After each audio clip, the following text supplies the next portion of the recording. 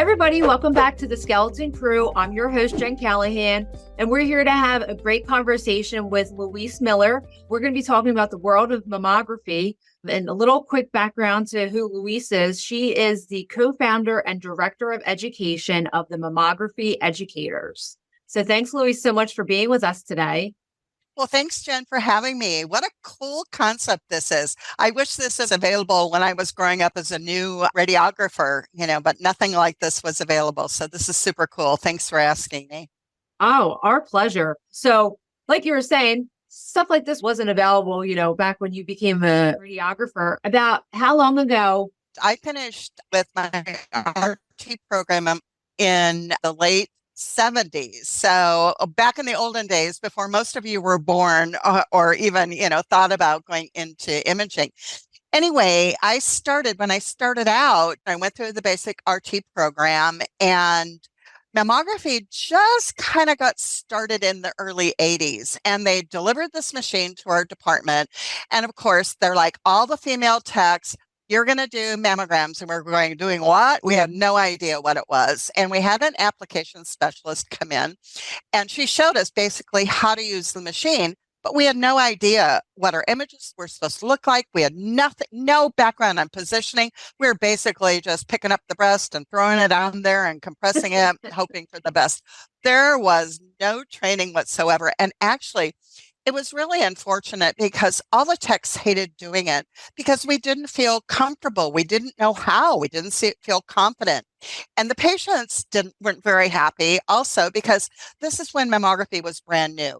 So they weren't used to the idea of having their breast touched, and positioned by a stranger, and then also the compression thing. So it was like a no-win situation for the patients and the techs. Actually, we all hated doing mammograms so much that we used to say you really drew the short straw if you had barium enemas in the morning and mammograms in the afternoon. We used to call it butts and boobs, and it's like nobody wanted. But what happened is, because there was no training, I got this bright idea to go to the director of the rad tech program at our community college. And I went up there and said, you need to offer a class in mammography. And she goes, great idea. And she goes, well, who's going to teach it? And I said, well, a radiologist, of course. And she said, well, why don't you teach it? And it's like, I don't have a teacher's credential. I don't know how to teach. I've never given a lecture in my life. She goes, well, you can do it. We can get you on faculty based on your experience. And I was like, are you kidding?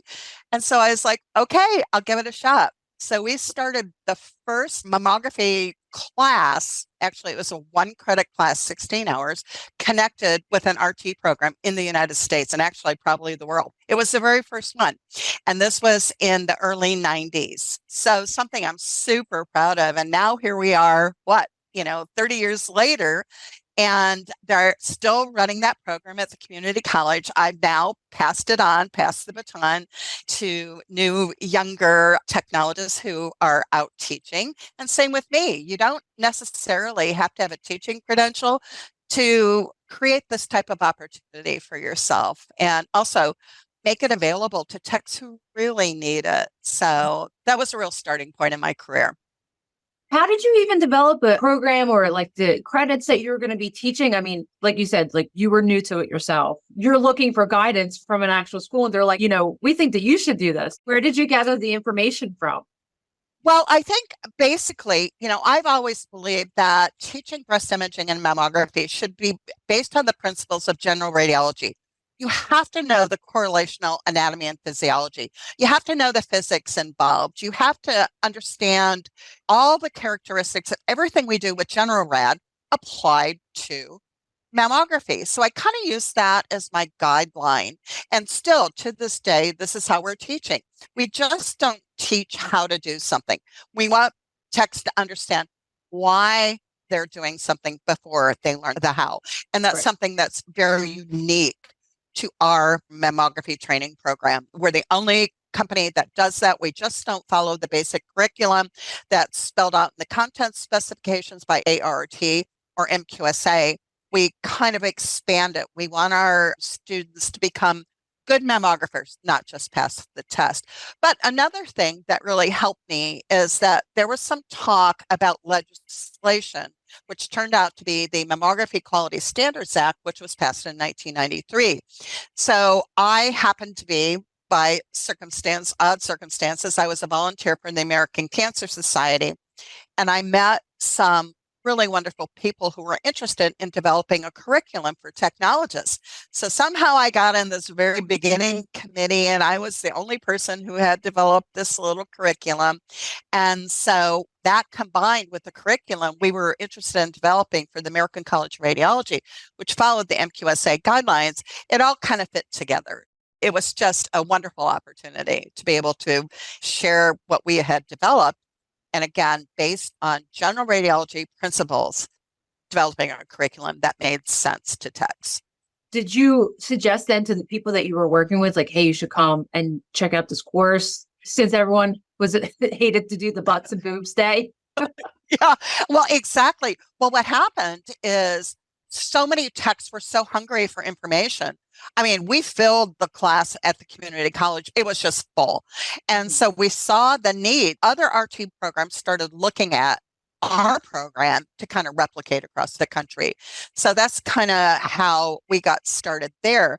But then when MQSA was passed, they required a 40-hour base education course, and ours was only like 16 hours. So I marched myself up to the University of California to one of the directors of radiology. She was a pioneer in breast imaging and mammography in San Diego. And I went up to, her name is Dr. Linda Olson, wonderful person. And I said, somebody needs to be doing this 40-hour class. Somebody needs to be running a class like this on a university-based level. Once again, she goes, well, you can do it. And it's like, no, I'm not on faculty. And she goes, I'll put you on faculty. I think that the moral of the story is if you see opportunity and need, just go for it. And I've had a wonderful career, because I just kind of gutsed up, saw the need, and went for it. All right. So you had mentioned the MQSA multiple different times. And myself, as someone who has been researching into, starting into mammography, you always see that on websites and you hear, Yeah. Other mammographers talk about it. I feel like it's a more prevalent thing that you're hearing about. Could you Right. give some information on, one, what is that acronym? And Right. two, how was it developed? Okay. It stands for the Mammography Quality Standards Act. Actually, it's really interesting because it's one of the few, I think maybe even the only medical image procedure that has government mandates to it. So it's not, it's not like CT, MRI, anything like that. It's unique in that we have federal legislation. Actually, there's other legislation regarding breast cancer detection, like the breast density law. But concerning the MQSA, there was a lot of women's advocacy groups that were really concerned about the low quality of mammography. We were performing mammograms throughout the 80s and into the 90s, but a lot of cancer was missed due to poor quality. Poor quality could be a technical factor or could be positioning. So it was actually under the directive of, some people may remember the Susan G. Komen Foundation. It was Susan Komen's sister and a couple other very strong breast cancer advocates that petitioned the government to create a law that oversaw the quality of mammograms. So that's how it was created. And they developed a committee, and actually some of my close colleagues were on that initial committee that set out the standards. And one of the standards was the basic 40 hours education. And they developed, again, the curriculum that should cover anatomy, physiology, physics, positioning, breast cancer treatment, all those types of things. So that's where that was born. And there's been a couple updates to it along the way, which is good. Every time it's updated, it's better for the patient. So it's just assuring quality. That's the name, Mammography Quality Standards Act. That's great. I mean, amazing that so much work goes into making sure that qualities are kept, and especially too because how prevalent that breast cancer has become. So, Right. really reassuring for a patient who's Yes. going in and having Yes. a study done. Yeah. In conjunction with that, I should mention the American College of Radiology instituted its accreditation program. So that's where they kind of manage the quality for MQSA. They work hand in hand. And so what we have to do every 3 years, we have to submit images. We have to make sure all our credentials are updated. And also, too, we have MQSA inspections. So everything kind of works together to assure that the patient is getting the highest quality of mammogram. Right. So taking that, the MQSA, that obviously goes into how a curriculum is developed for, Right. education for mammographers. Is it difficult to incorporate that in? Or I guess maybe that's really the standard of guidelines of what you have to follow? It is, and it is actually they work in conjunction. Again, everything kind of dominoes onto each other. The ARRT, where we take our advanced certification in mammography, okay, you can take it 1 year after you receive your basic general radiology license. The ARRT developed their own content specifications based on MQSA recommendations. And so they have, again, all the criteria and subcategories that are all listed on their website. What we chose to do for our program, which is unique, we not only cover the topics that they need to be familiar with to, quote, pass the test. We Mhm. feel that our program's unique in that we spend a lot of time preparing the student to be a good mammographer. Passing the test is not the same as being a good mammographer. So a Sure. lot of other programs, maybe they'll do a 1 or 2 hour lecture on positioning and image quality. We have like 8 hours of our program. Now we cover all the other topics. It's not like we leave anything out, but we put a lot of emphasis on positioning and image quality, and that's unique to us. And also we have topics like patient relations, developing good communication skills, understanding patient anxiety, which I think Mhm. a lot of times techs aren't prepared for. It's not like doing a hand or a wrist or a foot. It's a very personal exam, obviously. So there's a Right. lot of factors that go along with that. Yeah, definitely a very personal part of your body. It's not like you said, like your hand or wrist that everybody's seeing all the time. Some women are not to say ashamed of their breasts, but maybe they wish they were bigger. Maybe they wish that they were smaller. Maybe they feel like they have ugly breasts because a woman or a man, you critique your own body. So definitely a very Absolutely. personal part of it. Or maybe they're coming in and they've already had a scan and they're coming back for additional imaging. So, like you said, to touch on the anxiety portion of it. Absolutely. And we teach them not only the source of anxiety, like you said, it could be a previous positive finding on their mammogram.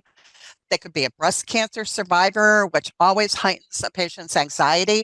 Those body issues, being body conscious and self conscious about our bodies, is so prevalent in our society, especially.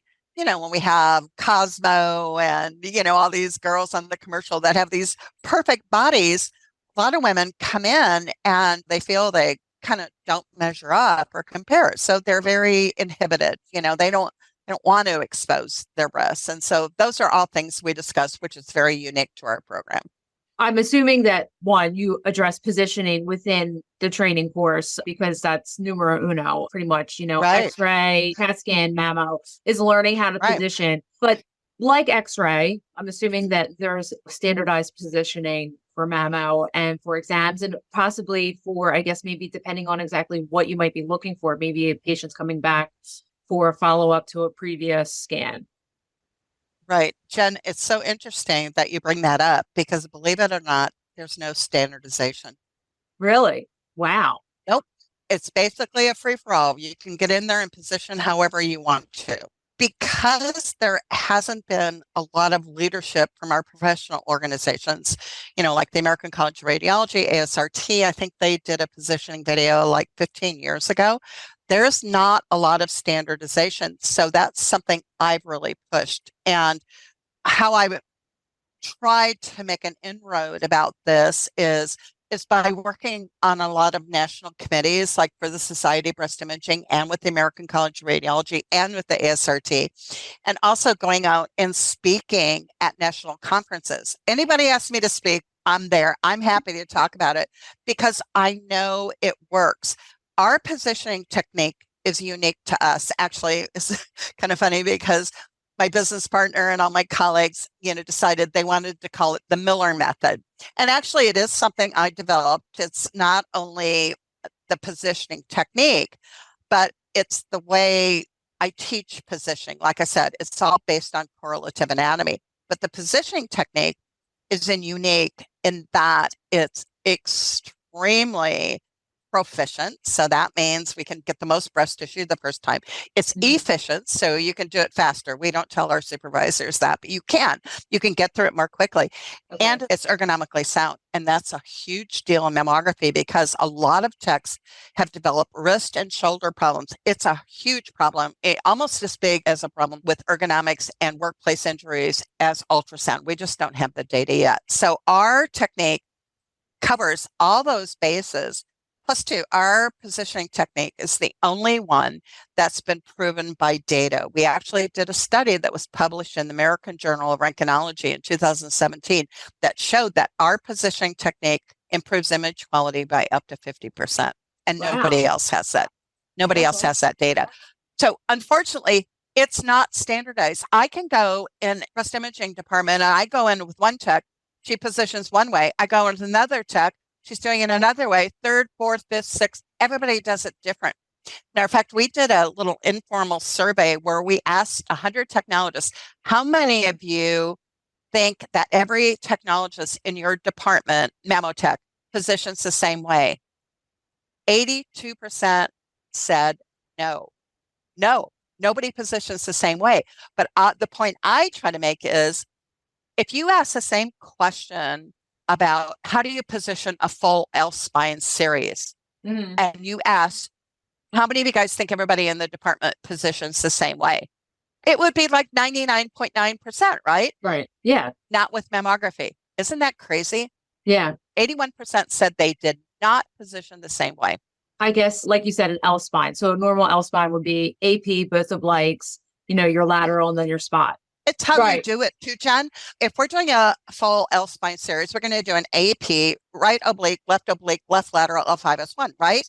Right. With mammography, we're all over the place. Left CC, right MLO, left MLO, right CC. But also too, it's not just the sequence. It's how they do it. We see like I said, the ergonomics is terrible.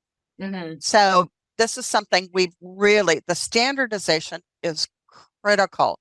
But with a lot of techs, the damage always been done. They've been doing mammograms, quote, the wrong way, the best way they know how. I'm not trying to be critical of techs at all. We all do the best we know how. But I say, when you know better, you do better. And again, we have data that shows it improves image quality. So.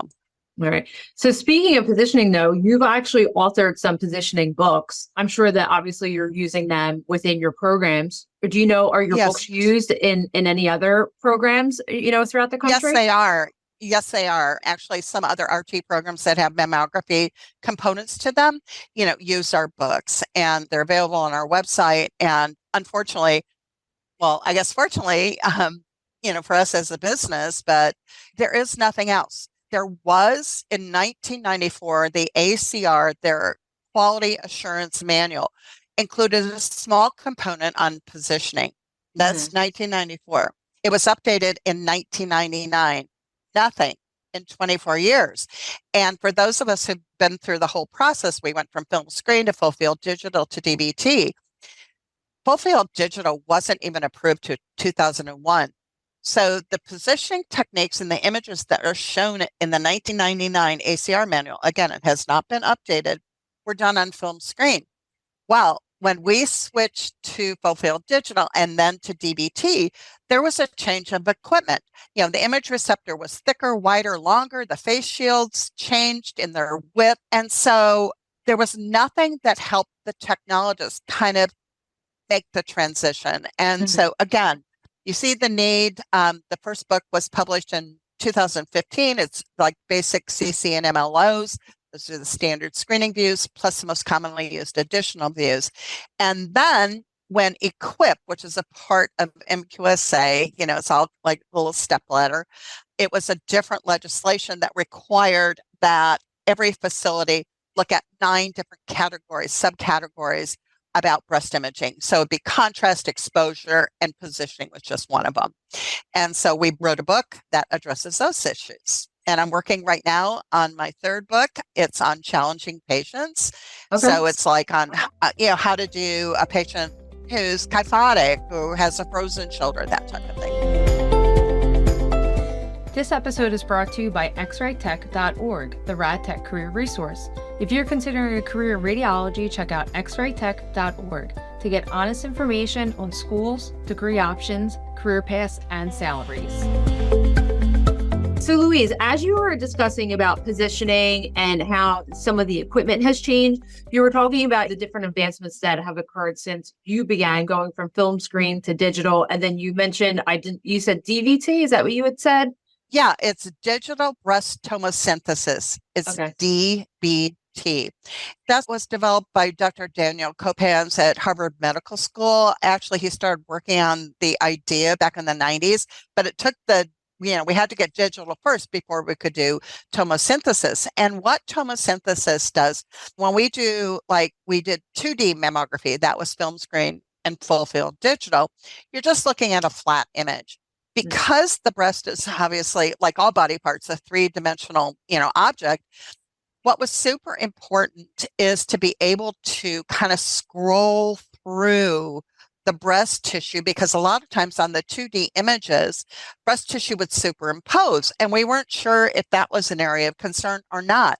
So what digital breast tomosynthesis does is kind of like scroll through the pages of the book so you can see each individual page. It's been a huge advancement in our industry. Also, ultrasound has really stepped to the forefront, especially for patients with dense breasts. They may have a screening ultrasound, and breast MRI is the most sensitive of all breast imaging studies. So we have this huge arsenal of defense in finding breast cancer early and making sure we detect it and then treat it. How long has the DBT technology been? It was approved in 2011. Oh, and I okay. think probably about 70 or 80% of the facilities now in the US have DBT. Canada's a little bit slower coming along. And obviously, the third world countries, I've been super fortunate. I've been able to work in over 20 countries, most of them third world countries, and I volunteer my time to do that because it's such a meaningful thing. But some of them are still using film screen because they just don't have the technology or the money to buy the new technology.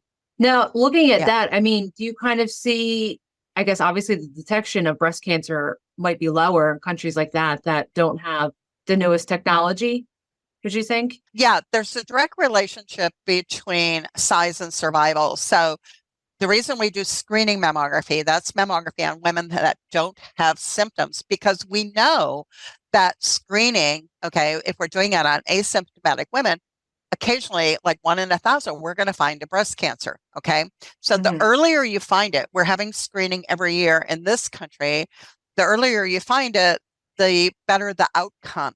So what happens in these poorer countries, number one, they don't have screening programs. And number two, they don't have the technology. So remember, we were talking about MQSA was concerned about the quality. These poor countries, have no choice. They just don't have the type of equipment they need. So the question begs, is some mammogram better than none? And the answer is absolutely. If they have some imaging modality, they should be using it. But as we've seen the technology advance, we're finding more early breast cancers, which means the survival rate has gone up. So death rate's gone down, survival rate's gone up with the advent of screening and better technology.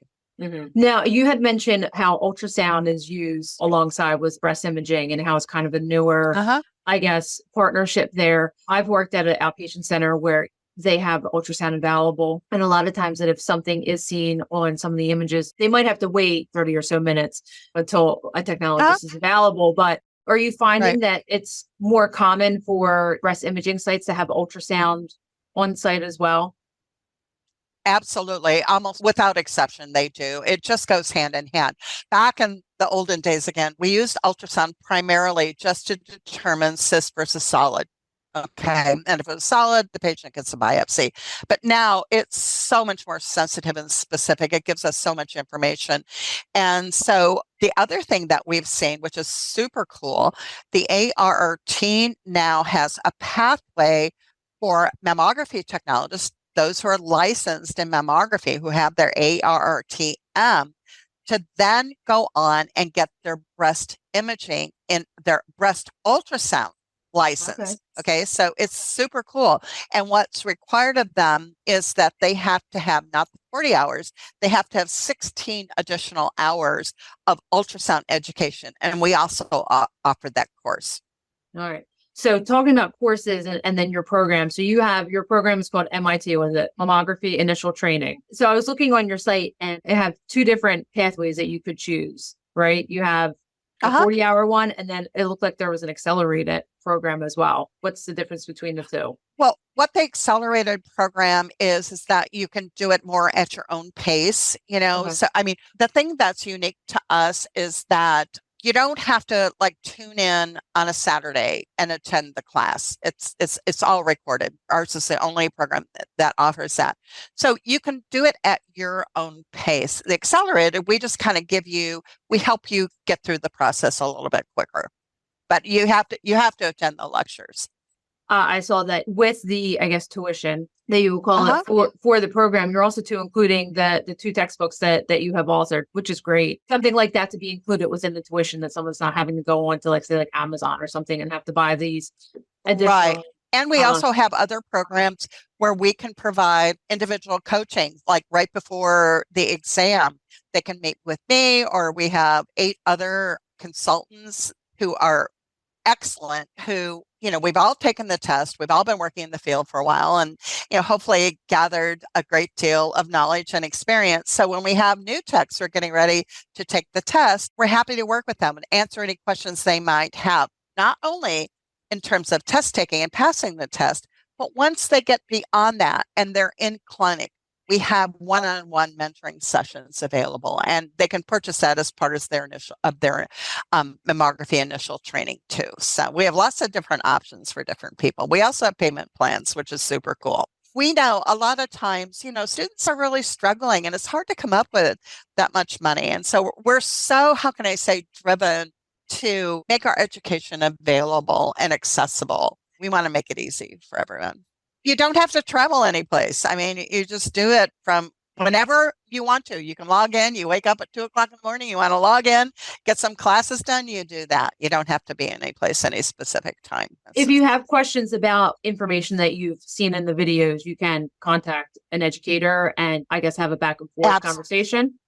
Absolutely. We're here to help you. People get an email, I wasn't quite understanding this. And it's like, okay, we'll get back to you. And we're super good on and timely on our responses. Again, our whole focus is on making the experience a good, positive one, and for them to really get something out of it besides test taking skills. So, So a true testament to your program, is seeing that you guys have a 97% pass rate. Is that right? Is it 97? I think I saw on the site, which is amazing. Yep. I mean, that's a true testament to how good a program is, that you have a good pass rate, that all the information is covered in depth, and that, your technologists that are coming through have a good understanding of what they've learned. Yeah. And like I said, I think it's not just the test taking component. It's about preparing them to be a good mammographer. Actually, we have one facility we've done a lot of consulting for in the Midwest, and a lot of the techs were, had different ways they were meeting their 40-hour requirement, because there are a lot of options. And so she told us the last time I was there that now she finds that when her technologists have taken our course, they come out a much more well prepared to be a good mammographer. So, that makes us super proud too. So going off of that, I mean, it seems like, how could you make your program any better than it already is? Because it seems like it's pretty amazing. But well, there's always room for improvement. So do you have future goals for the program, or anything that you're developing to go hand in hand with the initial training? Yeah, actually, I'm really glad you asked that, because I'm one of those people, who's like never satisfied. We're constantly going back and we're re-looking at even our basic lectures, how can I maybe explain this in a little bit different way or use a different example? And as we're in clinic, again, we've got 9 consultants are out in clinic all the time. We do hands-on positioning training in addition to the initial training. So when we're on site and we're recording or actually taking a visual record of the improvement in image quality, those are images I'm going to want to put into our already established lectures to constantly update them. And I like to also kind of be thinking of new ideas. The curriculum has to be the curriculum. We have to have the certain contents, but just in terms of other things. I'm a two-time breast cancer survivor. And one of the things we did is we included a lecture on the experience of the survivor because they should know about that, and what patients go through. And a lot of times I think as techs, we're in there, we do the mammogram, and then the patients, we see this big old area of concern, then we never know what happens to the patient. Hopefully they come back and we get to see them and reconnect with them and they're survivors and they're doing well. But a lot of times that doesn't happen. And so I kind of seized on what was probably unfortunate circumstances and tried to turn it into something positive and share my experience so people could, especially other mammographers could learn from it, what it's like, to be a patient with breast cancer. Super personal. Thanks for sharing that with us, and amazing that you're a 2-time survivor, that you're a fighter. And both found on mammograms. Crazy, huh? Yeah. So, I'm a living testament to mammography really does save lives. So it makes it even more passionate, more passionate about what I do, but also in terms of producing quality images. Okay. The best radiologists in the world cannot diagnose a cancer that is not seen on the mammogram. It sounds like ridiculous to say that, but it's really true. But also too, we're super focused on the technologists, being mindful of good body ergonomics and not, we're short on technologists. The whole entire industry is short of techs. It's even more critical in mammography. So I don't want to have a tech 20 years down the line who has wrist problems or has torn rotator cuffs, which is, it's so unfortunate, but it happens way too often. So our techniques really emphasize the ergonomics too. We want techs to be able to perform the mammogram, but take care of themselves and be around for the long run, That's really interesting. I would have never thought an injury like that would occur from being a mammo tech. You never would. A repetitive motion or? Yes, it's repetitive, incorrect motion. I can just give you an example. A lot of technologists, when they position, they hold the breast. You can probably see my hand. They take their hand and they separate their thumb, from the rest of their hand. This is really bad for your wrist. So we teach them to keep their thumb next to their index finger and then support the breast or hold the breast in position that way.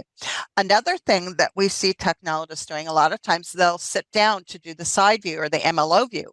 Well, one of the basic principles of ergonomics, and again, we sought the expertise of physical therapists when we were working on this technique. One of the basic principles is try not to bring your elbows above your shoulders. Okay.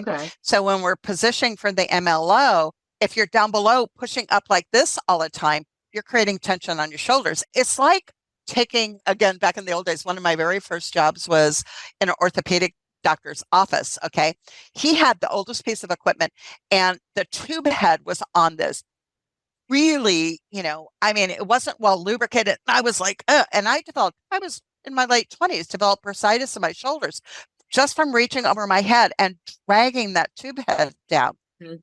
We've really looked at all the specifics, positioning techniques, and developed the best ergonomic way to avoid those really common mistakes that techs don't even realize that they're doing it. They've just been doing it for so long. And then all of a sudden, they're out with torn rotator cuffs. They're out with, carpal tunnel syndrome.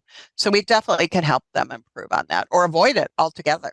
I have a friend who's a mammo tech and she injured her knee from squatting too much. I guess she's kind of tall and she was out of work for a while. I think some people are like, she had said that some people kind of looked at her like, how'd you hurt your knee? And she's like, I'm tall. I have to squat, to be able to lift the breast up and make sure that's being positioned properly.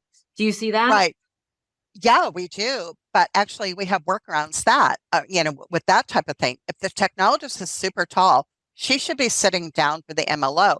But again, not where she's pushing her elbows above her shoulders. She needs to raise the stool up. So there are things. And again, we can go in and we can help technologists who are not using good ergonomic techniques. But it's really weird. Like you said, what? You hurt yourself doing a mammogram? You're just lifting the breast up, you know? Yeah. But we also have the tube head to consider. And this is another thing when you ask about advancements in technology. Now, several of the machines, you can actually move the tube head out of the way when you're positioning for the MLO so you don't have to squat. Finally, the equipment manufacturers are really realizing ergonomics are a big deal and they're working to help us avoid some of those injuries. So, but unfortunately, like I said before, damage is done for those techs who have been doing this for a long time. So thinking of someone like myself, what kind of advice would you give myself or someone who's looking to get into the mammography field? Talk to people who do it and listen to the passion that they have. There's techs out there that are doing mammography that don't like to do it.